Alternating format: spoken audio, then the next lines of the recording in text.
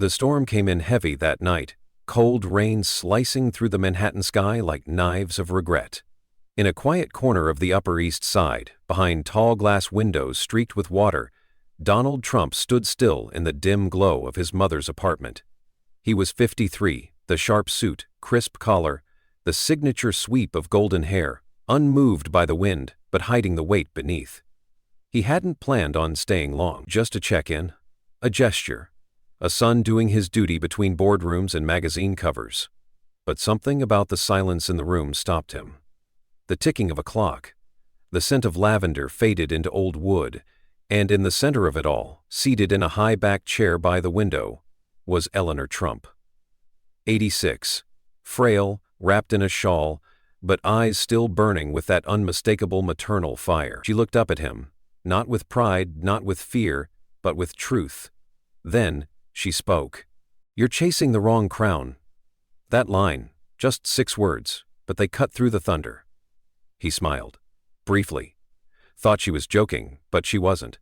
Her voice was calm, steady, sharper than any deal he'd ever closed. This wasn't business. This wasn't politics. This was the beginning of something he couldn't buy, spin, or silence.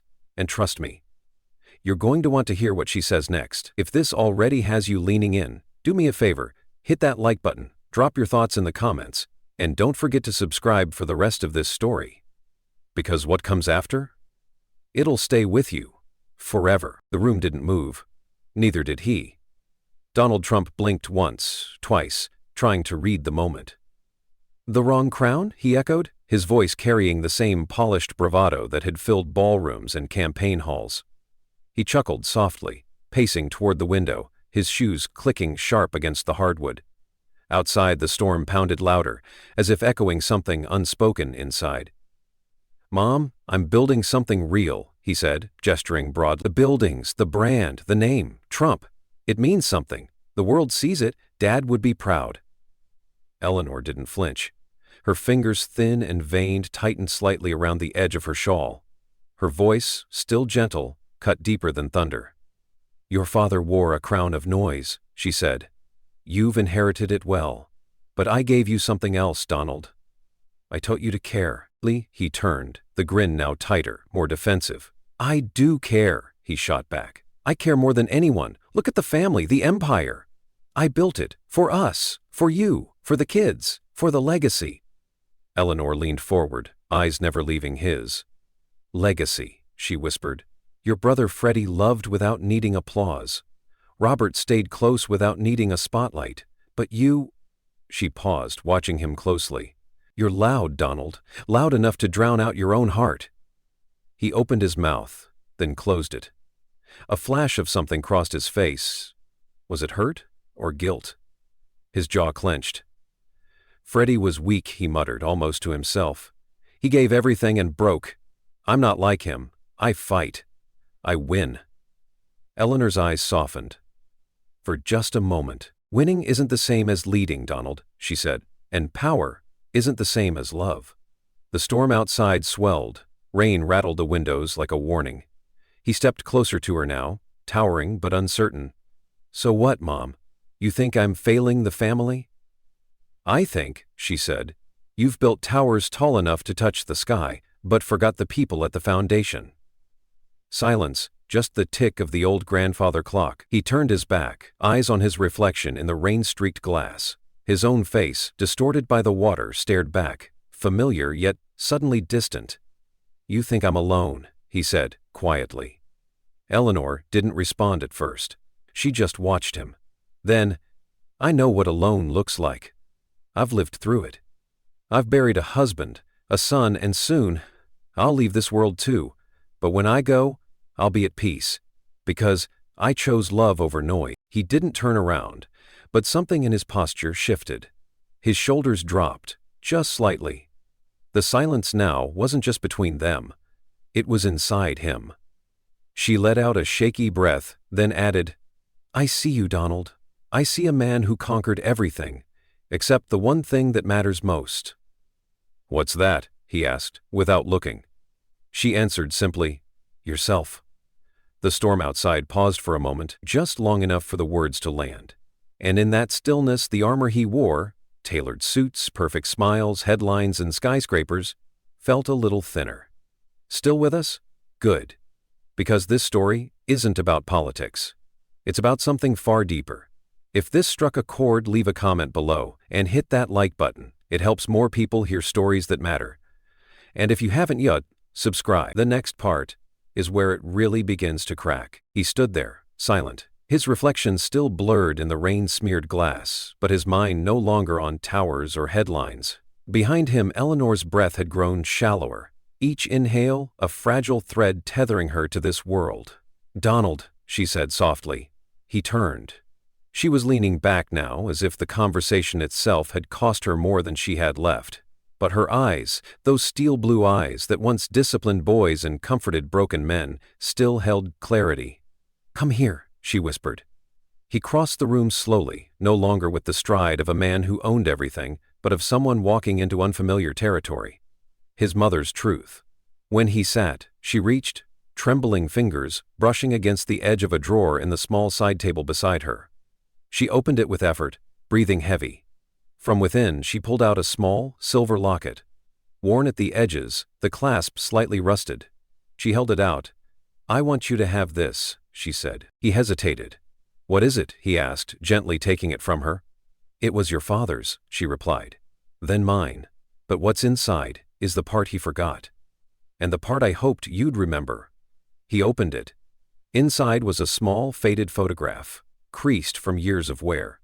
It showed a younger Eleanor, Fred, Sr., Freddie, Robert, and himself. A boy maybe 9, grinning wide between his brothers. He stared at it. "This," he whispered. "I forgot this even existed." She nodded slowly. "That's the last time we were whole," she said, voice breaking. "Before the noise. Before ambition took pieces of each of us." Donald swallowed hard, the image burning into his chest like a brand. Eleanor's voice dropped to a rasp now, barely above the hum of the storm outside. "You're still chasing Fred's ghost," she said. "Still proving you're the one who made it." He looked at her, jaw tight. "I did make it." She reached out again, this time gripping his wrist. Not with strength, but with finality. "Yes," she whispered. "But at what cost?" Her hand slipped away, landing softly in her lap. Her eyes closed for a moment, and for the first time that night, she looked tired. Not weak, not fading, just done. She opened her eyes one last time. "Donald," she breathed. "Don't let this be your grave." He leaned in, brows furrowed. "What do you mean?" Her last words came like mist, soft, broken, but undeniable. "You'll sit on your throne, alone." Then silence. Her head tilted slightly. Her chest rose once more, then fell, and did not rise again. He sat frozen. The rain beat louder now, matching the rhythm of his own heart, but the storm inside him had just begun. He looked down at the locket in his hand, then at her. Still. Peaceful, as if she'd passed a burden, not just a gift. He stood slowly, backing away, eyes wet, breath unsteady. Then he whispered, barely audible, "Best mom, honest." But the room didn't answer, only the thunder. If that hit you right in the chest, you're not alone. Loss changes us. Sometimes it's the silence after someone's gone that speaks loudest. Like this video if it moved you, and let me know in the comments, what's the one thing you'd say to someone you've lost? And of course, subscribe. Because the next chapter, Donald finally looks back. 26 years later, the storm had followed him. Different coast, different windows, but the rain sounded the same. Mar-a-Lago, 2025. The once bustling estate was quiet now. No press, no cameras, just the faint hum of wind against the palm trees and the steady beat of raindrops tapping the glass. Donald Trump, now 79, sat alone in the corner of his private study. The room was grand. Leather-bound books, gold-framed portraits, polished wood desk. But tonight, it felt cavernous. Cold.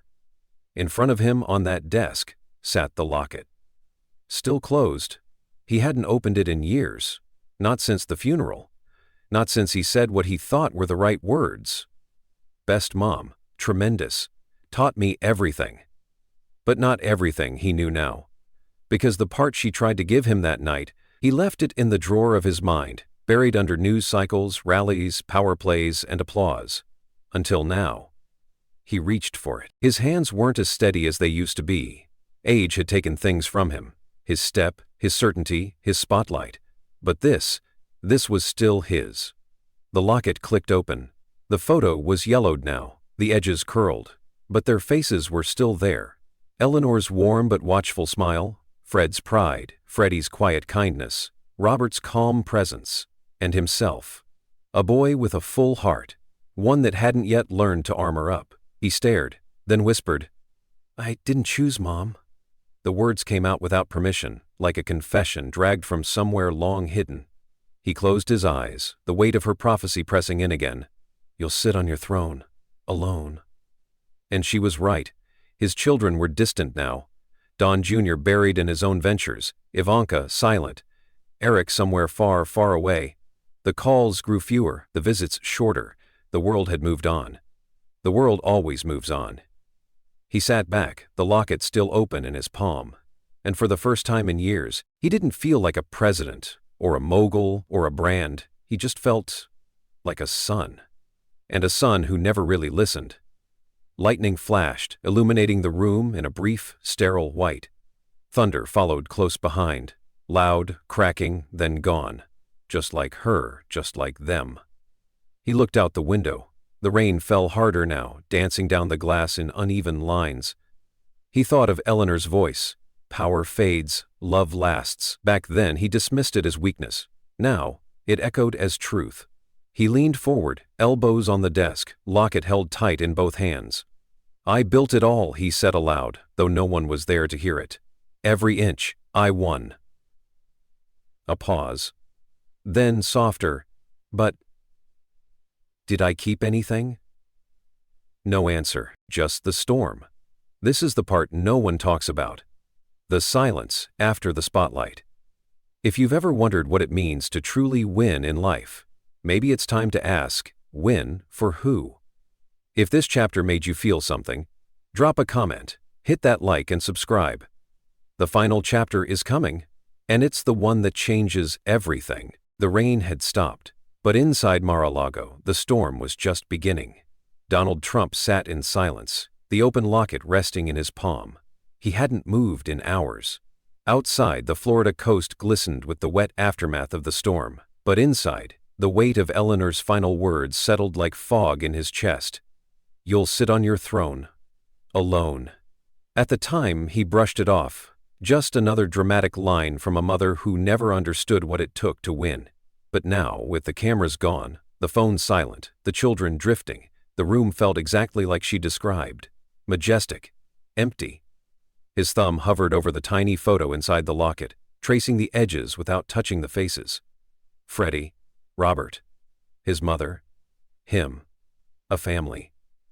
Frozen in time, and now, all but him? Gone. Or as good as gone. A knock at the door pulled him from his haze. A young aide stepped in, nervous, holding a phone. "Sir," he said carefully, "something's been leaked. It's audio." Trump didn't move. The aide continued, eyes glued to the screen. "It's your voice, talking about your mother the night she passed, saying she saw it and you didn't." The words struck harder than thunder. "She saw it. I didn't." Trump remembered saying it. A rare moment. One of the only times he'd spoken about Eleanor with truth, not optics. He hadn't meant for anyone to hear it, but someone had, and now it was out there. The aide pressed play. His own voice filled the room, older, rougher, stripped of its usual bravado. "She saw the loneliness before I did. She warned me, and I didn't listen." Trump closed his eyes. It was like hearing a ghost narrate his downfall. The aide shifted awkwardly. "Sir, we can spin this. Say it's fake. Call it a deep fake. I can prepare a response." Trump raised a hand, silencing him. "No," he said, voice low. "Let it play." The aide blinked. "Sir?" "Let it run," he repeated. "Let them hear it." The aide hesitated, then nodded and slipped out quietly. The door clicked shut, leaving him alone again. Only this time, he didn't fight the silence. He let it sit beside him, let it breathe. Because for once, he wasn't performing. He stood slowly, walking back to the window. The rain had dried, but the sky remained heavy. His reflection stared back at him in the glass. Older now, softer in the eyes. He remembered Eleanor's hand gripping his wrist that night, just before she slipped away. "Don't let it be your grave, Donal." But maybe it already was. Not the grave of a man, but of a legacy. He had built everything to last: skyscrapers, hotels, headlines, and yet, the one thing that endures, love, had slipped through his hands. He glanced at the phone, still lying on his desk, notifications now lighting up, the world reacting, some mocking, some stunned. A few moved, but none calling. Not Don Jr., not Ivanka, not Eric. He reached for the locket one more time, his voice barely a whisper now. "I chose the crown, but I lost the kingdom." And for the first time since 1999, he wept. Quietly, not for himself, but for the boy in that photo. The one who still believed a name was something you protected with love, not noise. If you're still here, I know you feel it too. Maybe not the fame, maybe not the fortune, but the weight of time and what we do, or don't do, with the people we love. Leave a comment below. What would you say if you had one more chance? And don't forget to subscribe, because in the final chapter comes the question that could change everything. Night had settled over Mar-a-Lago like a slow exhale. The lights in the study were low now, just a single lamp casting a golden pool over the desk where the locket lay open, its photograph quietly glowing like a memory that refused to die. Donald Trump stood by the window, his reflection barely visible in the glass. The storm had passed, but the stillness it left behind was heavier than any thunder. He whispered, not to anyone around him, because there was no one, but to the air, to the photo, to the echo of a voice that no longer answered. "I didn't choose you, Mom. I chose everything else." There was no applause, no crowd, no saving spin, just truth, and the weight of it. He returned to the desk, sat down and picked up the locket one last time. His thumb brushed over Freddie's smile, his mother's steady eyes, the version of himself who hadn't yet armored up. That boy believed in more than power. He believed in people, in love, and maybe it wasn't too late to find his way back to that. The future wouldn't be loud, it wouldn't be televised, but it could be quieter, softer, real, and in that stillness, maybe, just maybe, there was still a road back to what mattered. Sometimes the most powerful stories aren't about rising, they're about finally stopping, about turning around, about remembering who we were before the noise. If this story touched something in you, share it, like it, and maybe call someone you haven't in a while. Before your storm passes too.